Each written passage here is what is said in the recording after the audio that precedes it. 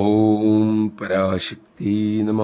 Tsunami ദുരന്തം കഴിഞ്ഞ സമയം അമ്മ ശ്രീലങ്കയിലെ ദുരിതാശ്വാസ ക്യാമ്പ് സന്ദർശിച്ചു. ദർശനം കൊടുത്തു. 1,00,000-ലേറെ ജനങ്ങൾ അമ്മയെ ദർശിക്കാനെത്തി. അക്കൂട്ടത്തിൽ തമിഴ് പുലികൾ എന്നറിയപ്പെടുന്ന അവിടുത്തെ നിരോധന സംഘടനയിലെ ജനങ്ങളും ഉണ്ടായിരുന്നു. അധികവും യുവതികൾ. അവരുടെ മുഖത്ത് പരുഷഭാവം നിറഞ്ഞിരുന്നു.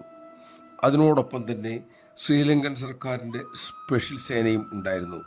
തമിഴ് പുലികളെ നേരിടാൻ സജ്ജമാക്കിയ സേന. അമ്മയ്ക്കരിയിലെത്തിയപ്പോൾ തമിഴ് സംഘത്തിലെ യുവതിയുടെ മുഖത്തിൻ്റെ പേശികൾ അയഞ്ഞു. അവർ പുഞ്ചിരിക്കാൻ തുടങ്ങി. അവരുടെ കണ്ണുകളിൽ പ്രകാശം ഉദിച്ചു.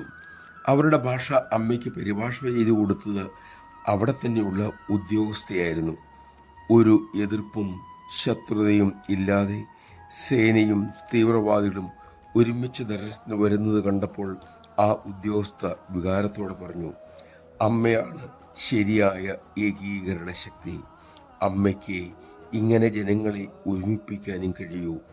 എത്രയോ എതിർപ്പോട് നിൽക്കുന്ന ഇരുവരും എത്ര ഒരുമയോടെയാണ് അമ്മയുടെ സന്നിധിയിലേക്ക് വരുന്നത്. നമഃശിവായ.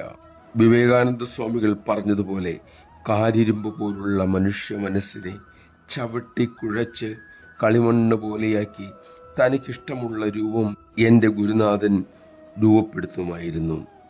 ആ ശില്പവേല തന്നെയല്ലേ അമ്മ ഇന്ന് ലക്ഷക്കണക്കിന് മക്കളിലൂടെ ചെയ്തുകൊണ്ടിരിക്കുന്നത്.